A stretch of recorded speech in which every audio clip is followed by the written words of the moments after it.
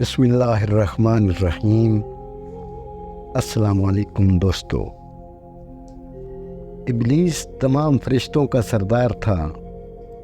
آسمانی دنیا میں ابلیس نے 1000 سال تک اللہ کی عبادت کی تو اس کا نام عابد ہوا۔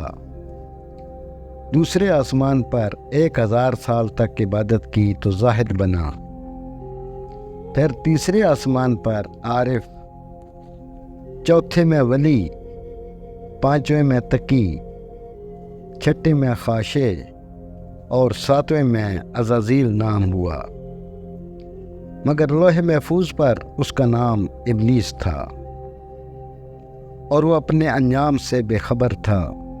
جب اللہ نے حضرت آدم علیہ السلام کو سجدہ کرنے کا حکم دیا تو سب فرشتوں نے سجدہ کیا، مگر اس نے انکار کر دیا اور اپنے آپ کو بڑا خیال کیا اور نفرت اور تکبر سے حضرت آدم علیہ السلام کی طرف پیٹھ کر لی اور اکڑ کر کھڑا ہو گیا۔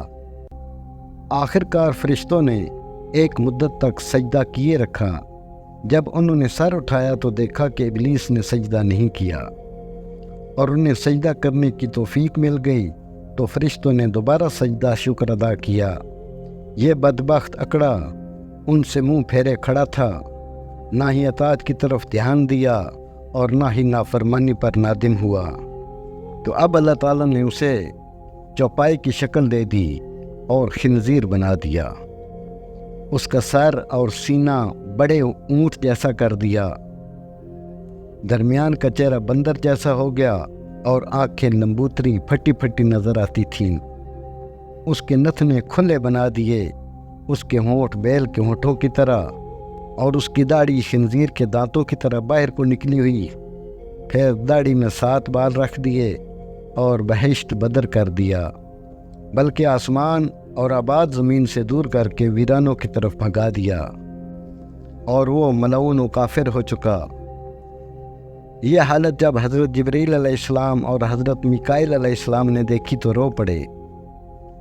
باوجود قدرت کے کہ اللہ کو ہر چیز کا علم ہے، اللہ تعالیٰ کی طرف سے پوچھا گیا، کیوں روتے ہو؟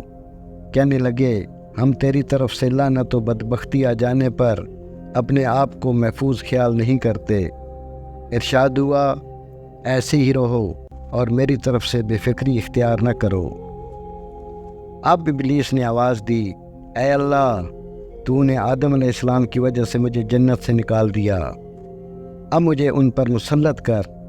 ارشاد ہوا، تو مسلط ہے اس کی اولاد پر سوائے انبیاء علیہ السلام کے۔ ابلیس بولا، اور تسلط دے دیجئے۔ فرمایا، ان کے ہاں ایک بچہ ہوگا، تیرے 2 ہوں گے۔ بولا، اور تسلط دے دیجئے۔ ارشاد ہوا، ان کے سینے میرا مسکن ہوں، جبکہ تو خون کی طرح بدن میں پھرے گا، اور انہیں ہر غلط، حرام اور بدعمل پر آمادہ کرتا رہے گا۔ اب حضرت آدم علیہ السلام نے عرض کیا، یا اللہ، تو نے ابلیس کو میری اولاد پر مسلط کر دیا، اب تیری مدد کے بغیر اس سے کیسے بچا جائے گا؟ ارشاد ہوا، تیرے ہاں جو بچہ ہوگا اس کے ساتھ محافظ فرشتہ بھی ہوگا۔ عرض کیا، مزید عطا کیجئے۔ ارشاد ہوا، جب تک بنی آدم کی ارواح بدن میں ہوگی توبہ کا دروازہ ان پر بند نہیں ہوگا۔ عرض کیا، اور عطا کیجئے۔ ارشاد ہوا، میں انہیں معاف کرتا رہوں گا چاہے جس قدر گناہ گار ہوں۔ حضرت آدم علیہ السلام نے عرض کیا، یا اللہ، اب کافی ہے۔